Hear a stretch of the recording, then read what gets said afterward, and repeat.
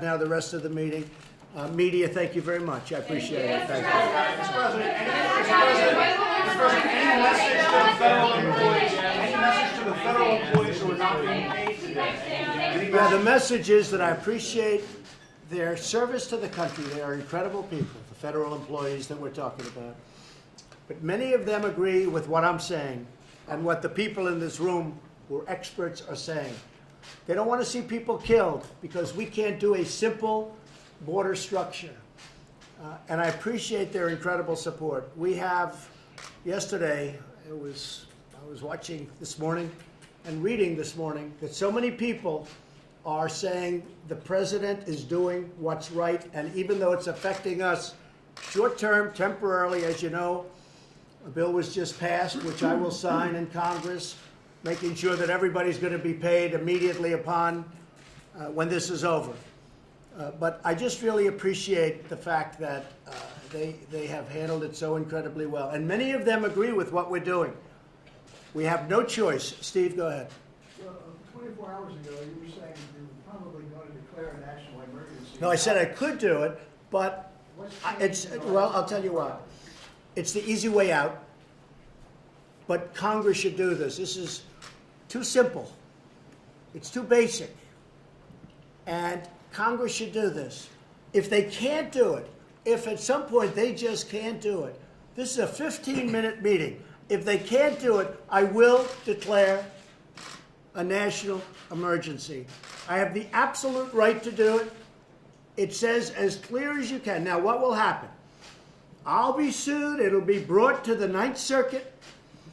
And maybe, even though the wording is unambiguous, just like with the travel ban, it'll be appealed to the Ninth Circuit, and we'll probably lose there too, and then hopefully we'll win in the Supreme Court. But that's what happens. You can take the most perfectly worded document, as we have in this case, and they'll always bring it to the Ninth Circuit.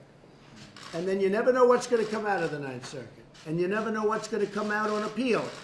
But fortunately, we have a Supreme Court that's treated us very fairly.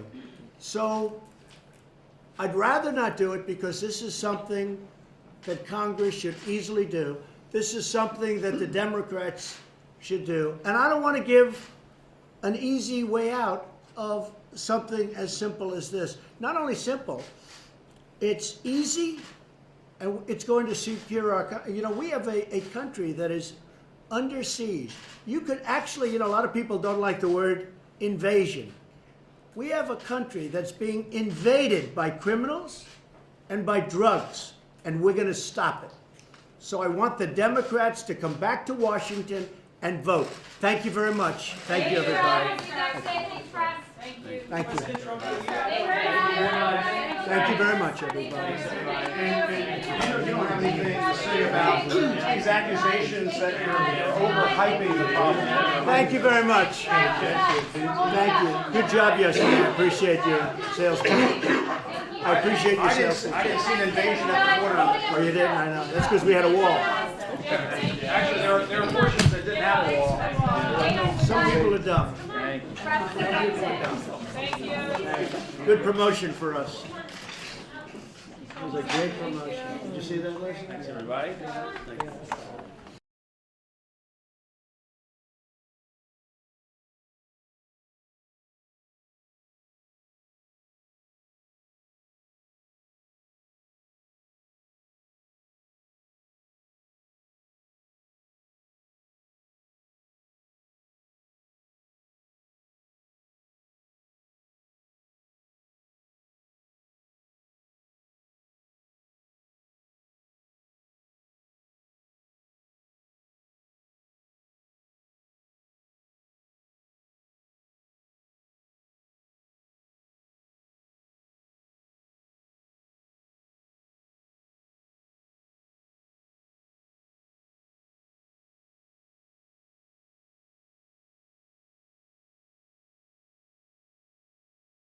For his courage.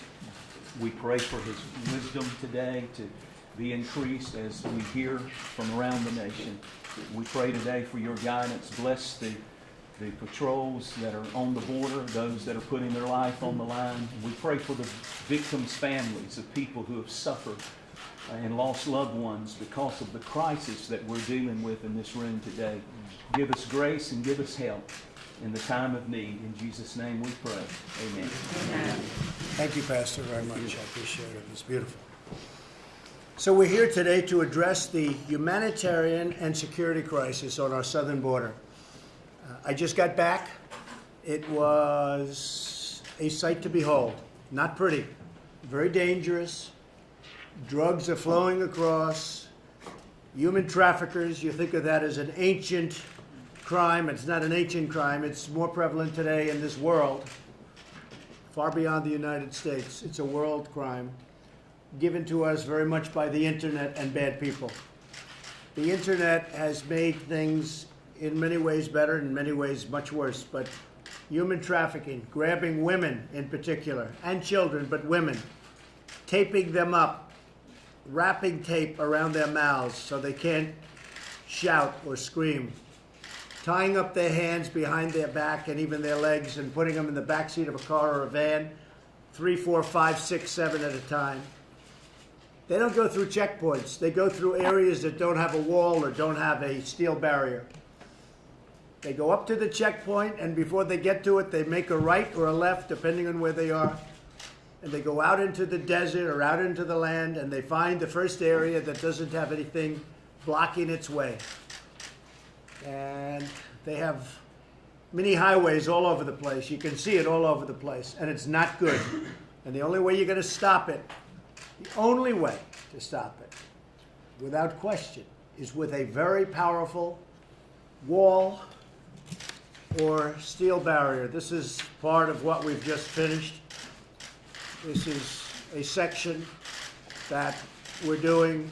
This is what we've designed since I've been in. Some of the wall that they put up over the years, which, by the way, should have been put up, whether it looked good or not, should have been put up a long time ago. We inherited a lot of problems, whether it's North Korea, whether it's the Middle East, whether it's a lot of other things. We took over a lot of problems, and we're straightening them out one by one. One of the big problems we have is our border, our southern border. And we're going to take care of it. Now, the easy solution is for me to call a national emergency. I could do that very quickly. I have the absolute right to do it. But I'm not going to do it so fast, because this is something Congress should do. And we're waiting for the Democrats to vote. They should come back and vote. They want to go home. They're probably home by now. And Nancy and Chuck and all of the folks that could settle this thing in 15 minutes, I used to say 45 minutes. Now I say 15 minutes. It's so simple.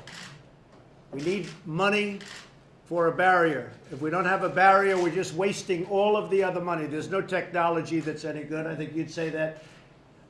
You know that probably better than anybody, most of you guys. You know, without the barrier, you don't have security. Without the barrier, you have people driving in loaded up with drugs, with smuggled people, with all sorts of things that you don't want to know about. So we need a barrier. It's a very simple meeting. We could also do a much more major form of immigration reform, and I'd look forward to doing that along with many of the people at the table, including our vice president, and we look very much forward to moving on that. But first we have to get a barrier, because it all doesn't work without protection. The Rio Grande area where I was yesterday, you just have to look at it to see how dangerous it is. El Paso, Texas, went from one of the most unsafe parts or cities in the United States to one of the safest cities in the United States as soon as they put up the wall. They built a wall and fencing apparatus that blocked people. So they went from one of the most dangerous cities to one of the safest cities, all within a very short period of time. It's common sense, folks. Everyone knows it works. Everyone knows it's not expensive. They say it's medieval. Well, so is the wheel medieval. I looked at all the vans and all of the serious equipment that they surrounded me with yesterday. The Secret Service, the police, the Border Patrol, ICE. Every one of those had the wheel. Well, they say wheels are medieval too. but some things don't change. Wheels and walls. And they haven't found an alternative to either of those two, right? They haven't found an alternative. So we want Congress to do its job. We want the Democrats to come back and vote, wherever they may be. I haven't left the White House except to go to Iraq for a very short period of time, where I had a great experience, frankly. I've met some great people, some great generals. We have great ideas having to do with Syria. That's working out very well, knocking the hell out of ISIS. And we're bringing our folks back home, and we're going to always have a presence. And it's working out very well. A lot of things are working out well. North Korea is working out very well. A lot of things are working out well, but the southern border is something that should be easy. So what we're not looking to do right now is national emergency. What we want to do, we have the absolute right to do it. In many ways, it's the easy way out. But this is up to Congress, and it should be up to Congress, and they should do it. And if they can't do it, if they yell that we can't do it, there's no way we can vote for security. There's no way we can vote for safety. All Nancy and Chuck have to do is tell me. And you know what? We'll start thinking about another alternative. But this is one of the easy votes they'll ever have. It's very simple. And then we go on to major reform on immigration. And I look forward to that, because after 50 years of talking about it, they should have done it. And frankly, previous presidents should have done the wall. It should have been done, not just sections, small sections. The problem with doing a section of wall is they come around it. So the wall works for the area that it is, but when you have the big openings, they just come around it. And we can't allow that to happen. So we have great plans. I met yesterday with the Army Corps of Engineers. You know, we're building the wall right now as we speak. Somebody said, oh, but we had $1.6 billion and they haven't spent it. The reason we haven't spent it is because the contractors are building it. And unlike governments, and this government in particular, I like paying after it's built instead of before it's built. Okay, I learned that a long time ago in building buildings. You let your contractor do the work, and then you see if they did a good job, and if they didn't do a good job, don't pay them. And if they do a good job, pay them fast.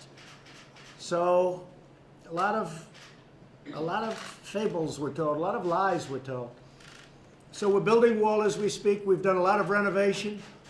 Some of the renovation, we had no choice. We had to rip it down and build new wall. You'll see that in San Diego and some other areas, where we actually went to a new wall because it was almost better and cheaper in some ways than trying to renovate old garbage that wasn't going to work. And in some cases, you had a good structure, you had a good basis, less expensive to renovate, generally speaking, and we've done a great job. So we've done a lot of renovation. We've done new wall, and we're building the new wall as we speak. And the money that they say we didn't spend has been spent, but it hasn't been paid. There's a big difference. And when the contractors finish up, they get paid, and they're doing a second section. Army Corps has been very impressive. Working with them has been great. The new wall that we've designed is really beautiful. It's visual, you can see through it, which you have to be able to do. I mean, I'd like to have a concrete wall in one way, but in another way it wouldn't be very effective because you can't see to the other side. So these are steel walls, and in many cases steel walls, it's steel that has concrete inside. It's pumped into the steel. It's hollow and it's pumped into the steel, so it's sort of a combination of both, which is not a bad combination. So I just want to thank the people at this table, some very special people, some great friends of mine. And what I thought I'd do is just go down to my left, and maybe I'll have 3 or 4 of you say a few words to the press, and then we can all start talking about what we'll be talking about, okay? And Bunny, you've been a friend of mine for a long time, right from the beginning, and I appreciate it. And maybe I'll start with you, and we'll go over to AJ. Thank you. Thank you, Mr. President. I'm the Sheriff of Chester County, Pennsylvania. Thank you for inviting us here today. Chester County is located, as you know, just southwest of Philadelphia, an area you're familiar with. We're known as a healthy, wealthy, and wise county and the home of QVC. That's right. I like to tell you that because I want to let you know what a wonderful county it is of 500,000 people. And I want to share with you a very short story of a young boy named Ben who took a trip one night from Chester County into the city of Philadelphia, where he acquired heroin laced with fentanyl. He brought that back to Chester County, and within an hour, he was dead. I spoke to his father yesterday and told him I would be seeing you today. And I asked his father if there was anything he wanted me to share. He gave me a wonderful story. I've given it to Kellyanne. Kellyanne, you have the story, the family story. But I just want to read you the last line of the letter he sent to you, Mr. President, relating to his son, Ben. His body was exposed to a heroin substance, new on the scene, laced with fentanyl 100 times the strength of morphine, which stopped his heart and breath, robbing us of our only beautiful boy. Drugs that came over our unprotected southern border, and by the way, the DEA did trace this directly to a cartel over the Mexican border.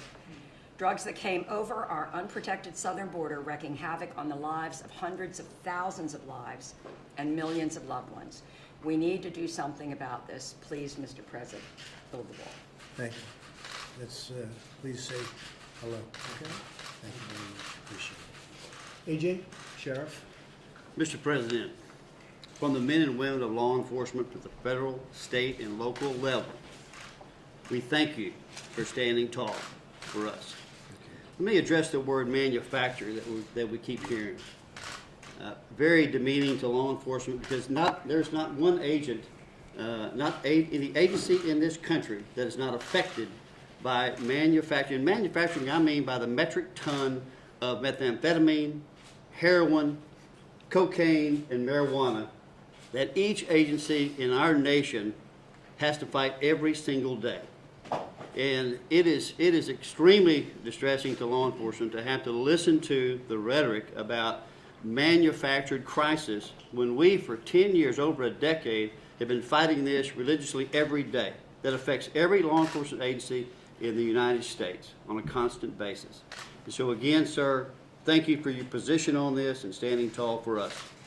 Thank you, Sheriff. I appreciate it. On Wednesday, you probably heard a very young person with a great life ahead was stabbed, viciously, violently killed by an MS-13 gang member who entered our country recently through the southern border.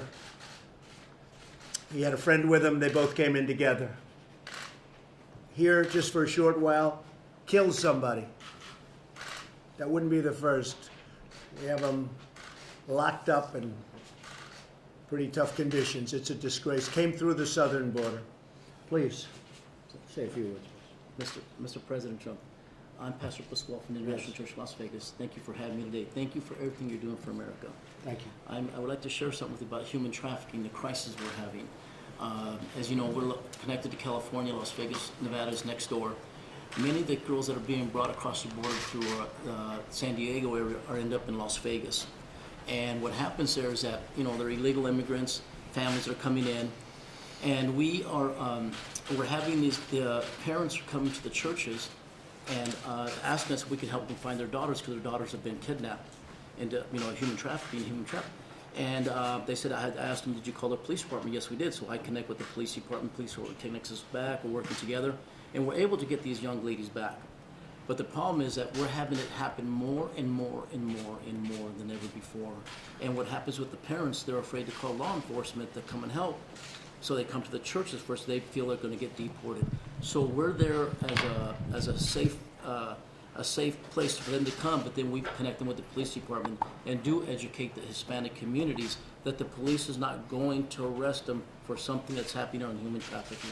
So, sir, we need your help. And So you are seeing human trafficking, especially with respect to young women, Yes. more now than ever before. yes, young women, yes.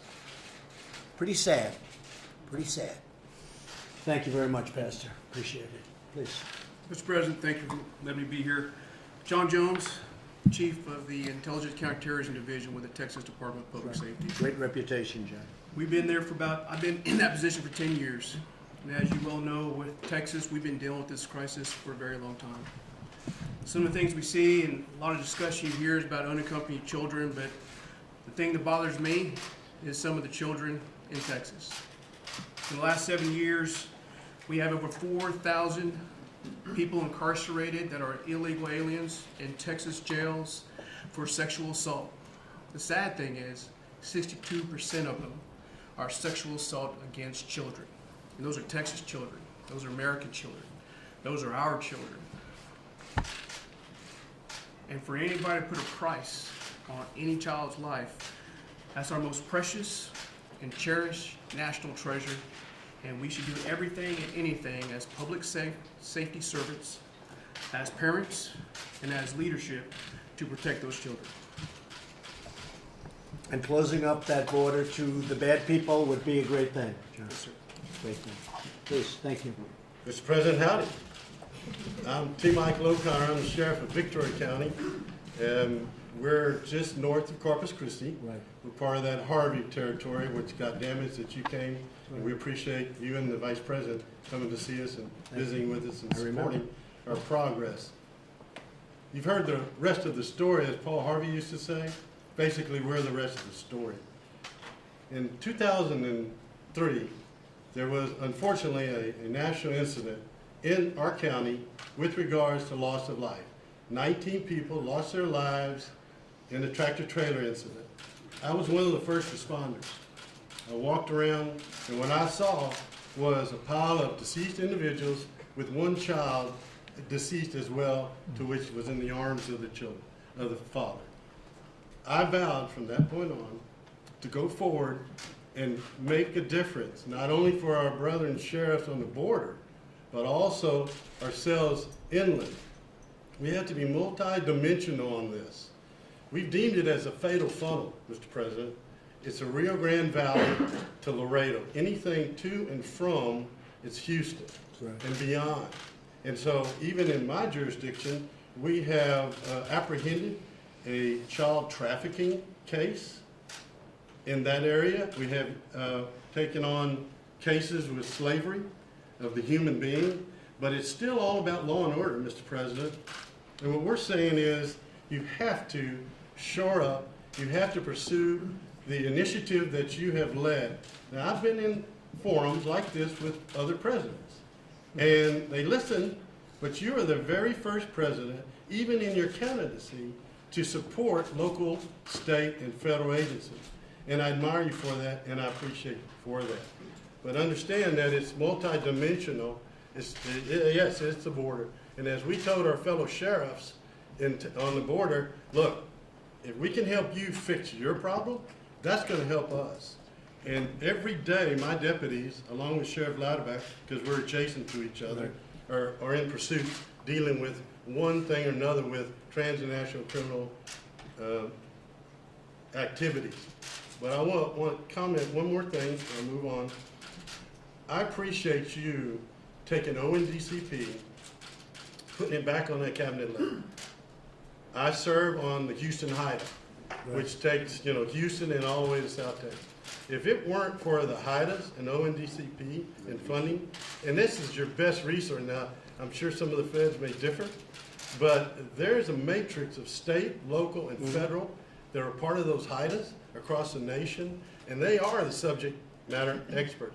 And they have helped us with information, intelligence, outreach, etc., to try to work on this. But until we have this means of a barrier, wall, call it what you want, you've got to have that before we can solve our problems down the road.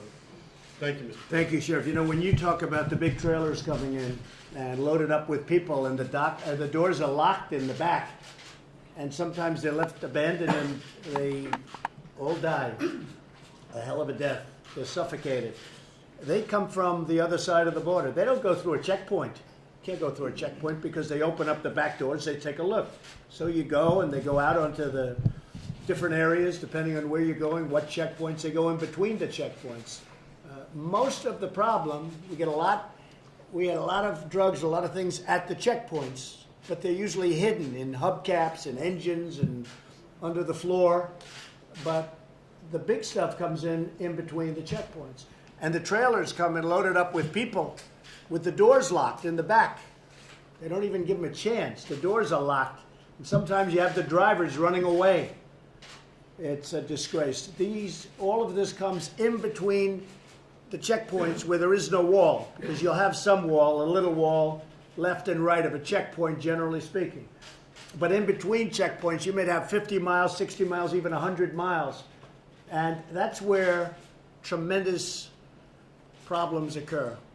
And even yesterday I read where, fairly close to where I was, like 26 people were killed. Yes. Gang members and drug dealers, they were killed like a few days ago, right next to where I spent quite a bit of time with great people from Border Patrol. You know about that? You heard about that? This was like, it's amazing because it got no publicity. I didn't see it. You don't read about this stuff. They're not telling you the truth about, really, you're doing this country a tremendous disservice. You're not telling the truth about the criminal activity and the crime.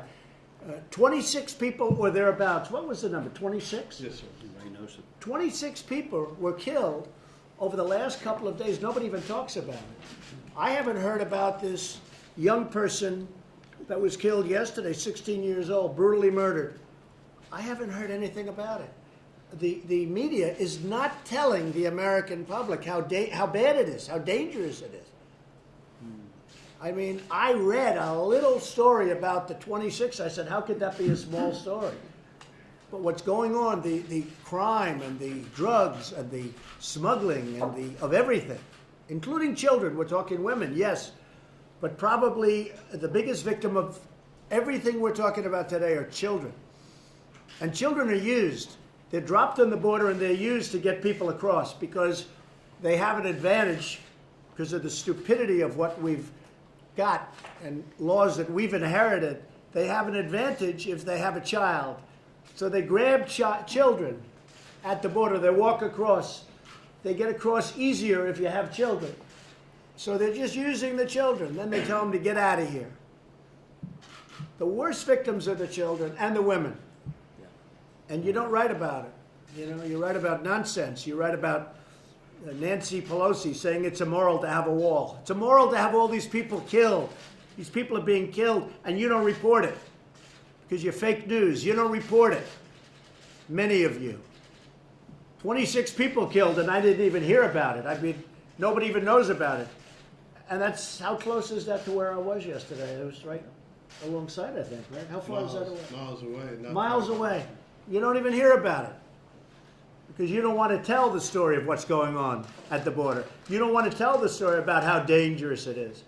So you have people get up and say walls are immoral. What's immoral is what's going on. There's never been anything like it. And we can stop it so easy. And the Border Patrol and ICE, they're doing a fantastic job. But we're not giving them the equipment when we're not giving them the walls or the steel barriers or whatever you want to call it. We're not giving them the equipment. Remember El Paso. Remember what I said about El Paso. From one of the worst to one of the best. Yes, ma'am. Please, go ahead. I'm San Diego County Supervisor Kristen Gaspar. We're the 5th largest county in the nation. We actually have the busiest land crossing in the entire world. And we do rely on our border to maintain that strong binational economy, but at the same time, we rely on our border to keep us safe. The last time I had the opportunity to share the tragic loss of Alexander Mazin, a young person in San Diego who was brutally murdered while his killer slipped freely across the border into Mexico. Today I'd like to share with you an alarming trend about what's really happening with the insecurity of our border when it comes to the exploitation of our children. There's an alarming trend in San Diego that our young teens in San Diego schools are being actively recruited by violent drug cartels. They're being pack mules for these drug cartels, smuggling heroin, cocaine, and fentanyl across the border. It's become such an alarming trend that they're being recruited over social media, they're being recruited over gaming consoles, they're being recruited in traditional safe spaces like our schools and our libraries and our parks. Last year, 527 San Diegans lost their lives. They overdosed because of these drugs that are pouring across our border. In addition, San Diego is America's finest city, but America's finest city is now home to the second largest human trafficking industry in the country. Our children are being sexually exploited because of the insecurity at our border. San Diego, this evil industry, raked in close to $1 billion last year. There are 12,000 human trafficking victims and survivors in San Diego County alone. The average age, 16 years old. 16 years old. A third of this trafficked population are the very immigrants who have come to the United States to make for a better life. Now, 2,200 miles from Washington, D.C., representatives like me are held accountable by these families and these victims each and every day while a standoff continues here. And so I challenge our congressional members to meet with these families, to meet with these victims, to look them in the eye and tell them that this is not a crisis. Thank you for the opportunity. Thank you very to be much. here. Thank you very much. And this is where I ask the Democrats to come back to Washington and to vote for money for the wall, the barrier, whatever you want to call it, it's okay with me. They can name it whatever they can name it, peaches. I don't care what they name it, but we need money for that barrier. I will say this, the Republicans have been rock solid. They want this to happen.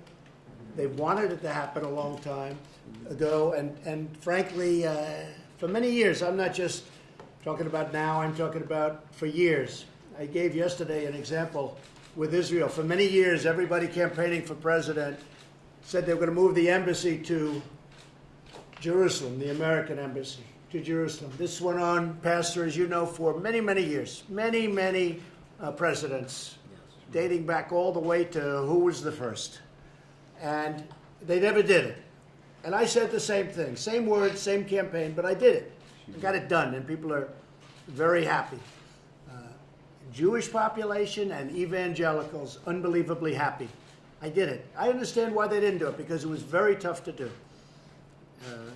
It met with a lot of nasty talk before I did it, and then I did it, and it was done. And now we've just opened up the embassy, as you know, long ahead of budget and schedule, and way under budget.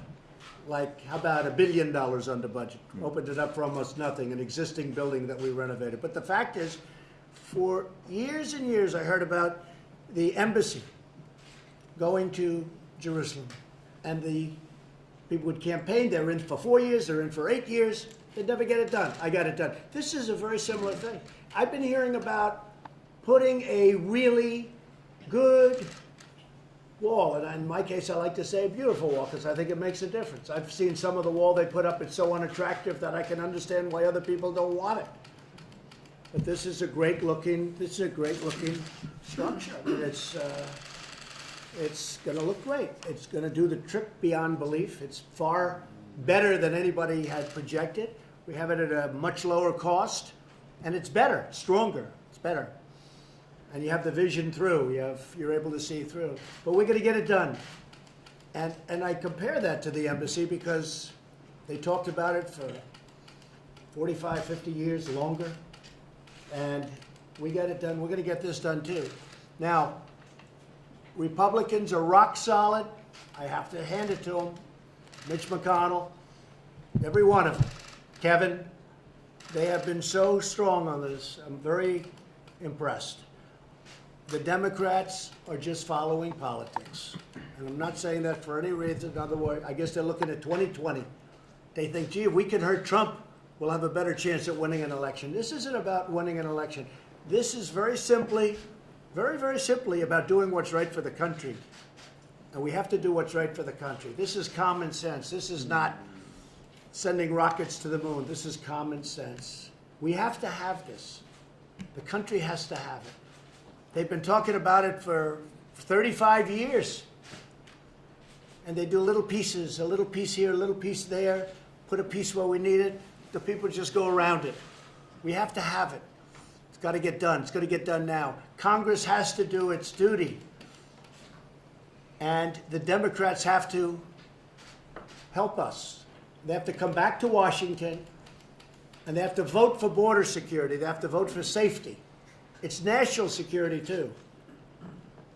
They have to come back and they have to vote. It'll take us 15 minutes. And then we're going to get on to much bigger immigration reform, because we should do that. We should do that.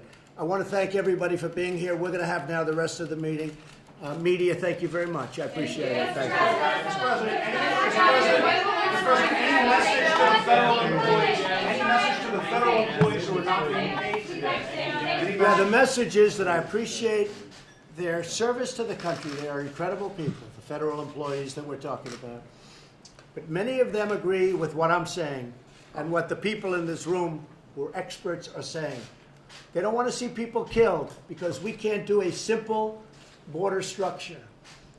And I appreciate their incredible support. We have, yesterday, I was watching this morning and reading this morning that so many people are saying the president is doing what's right, and even though it's affecting us short-term, temporarily, as you know, a bill was just passed, which I will sign in Congress, making sure that everybody's going to be paid immediately upon when this is over.